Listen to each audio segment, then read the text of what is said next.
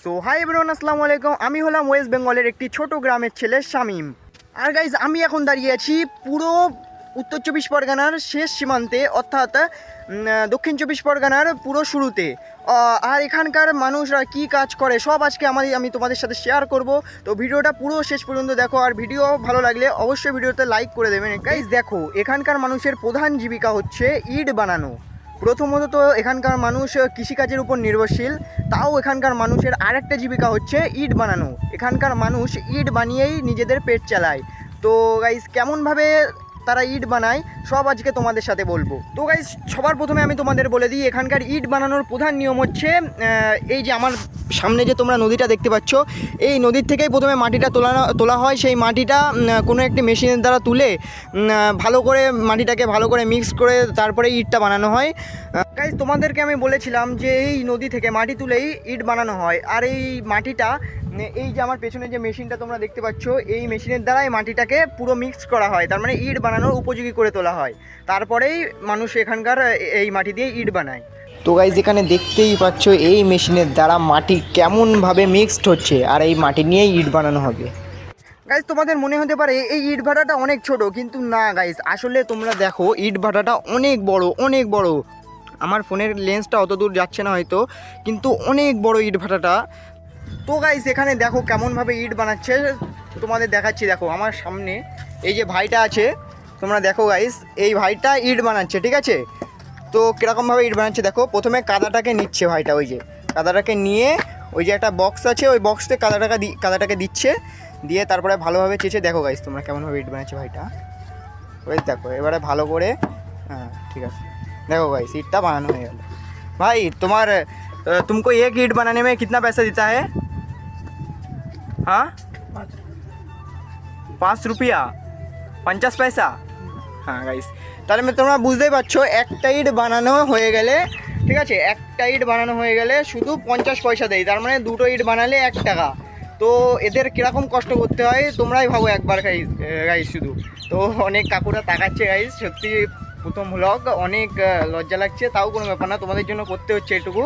তো ভাই, এরকম অনেক লোক আছে যারা এখানে ইট বানায়, ঠিক আছে? প্রচুর ইট বানানো হচ্ছে, ঠিক আছে? একদিনে ভাই, একদিনে কতটা ইট বানানো হয় এরকম একটা হবে? হ্যাঁ গাইস, তোমরা তাহলে দেখো, একদিনে পুরো এরকম একটা পুরো স্লট হয়ে যাবে, তার মানে একদিনে মিনিমাম ভাই, एक दिन का कितना रुपया होता है मिनिमाम? গাইস, তোমরা বুঝতে পারছো, একদিনে 2000 টাকা হয়, মানে 30 দিনে কত? এবার তোমরা হিসেব করে কমেন্টে বলো, ঠিক আছে? একদিনে 2000 টাকা ভাইরা বলছে, মনে হচ্ছে ভ্লগ ছেড়ে ওই করি, ঠিক আছে গাইস? ভাইটা যে তখন বললো না 2000 টাকা একদিনে, হয়তো ওরা তো হিন্দিতে বলে, আমি ঠিক বুঝি না, হয়তো ওদের টাকায় 2000 টাকা, কিন্তু যদি 50 পয়সা করে একটা ইট যদি 50 পয়সা হয়, তাহলে হয়তো দিনে 500 টাকা মতো হতে পারে, মাসে 15,000 টাকা, এরকমই কিছু একটা হবে, ঠিক আছে গাইস? এই যে ইটগুলো বানানো হয়, ঠিক আছে, এই ইটগুলো এই যে আন্ডারগ্রাউন্ড যে একটা ঘর আছে, ঠিক আছে, এই ঘরের মধ্যে নিয়ে যাওয়া হয়, নিয়ে গিয়ে ভালো করে ইটটাকে পোড়ানো হয়। তো গাইস, এই যে ইট ভাটার পুরো ছবিটা তোমরা দেখছো, ঠিক আছে?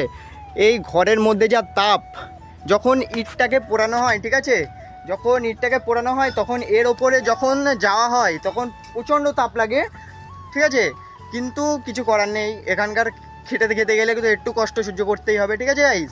এখন ঠিক দেখাতে পাচ্ছি না, এখন ইটটা পোড়ানো হচ্ছে না, হয়তো পোড়ানো হলে দেখাতাম, কিন্তু ইটটা এখন পোড়ানো হচ্ছে না, তাই দেখাতে পাচ্ছি না গাইজ। ইট বানানো হয়ে গেলে লরি করে ইটগুলো এরকমভাবে সাজানো হয়, ঠিক আছে? এরকমভাবে ইটগুলো সাজানো হয়। তো তোমরা ভালো করে দেখো, আমি দূরে নিয়ে যাচ্ছি মোবাইলটা, তোমরা ভালো করে দেখো ইটগুলো কি সুন্দরভাবে সাজানো আছে, কিন্তু সাজাতে গেলে যা কষ্ট, যা ফাটে গাইজ, সত্যি বলছি, অনেক কষ্ট হয় গাইজ। এই যে এরকমভাবে ইটগুলো সাজানো হয়, তারপরেই ইটগুলো এই যে এখানে পোড়ানো হয়। তো গাইজ, এখানে ইট বানানোর পরে তোমরা দেখো, আমি ভিডিওটা দেখাচ্ছি, এই যে গাইজ, এখান থেকে ইটগুলো পুরো বানানো হয়ে গেছে, এখান থেকে এখন মানুষগুলো ইট নিয়ে আসছে, ঠিক আছে, নিয়ে এসে এই জায়গায় ইটগুলো রাখছে।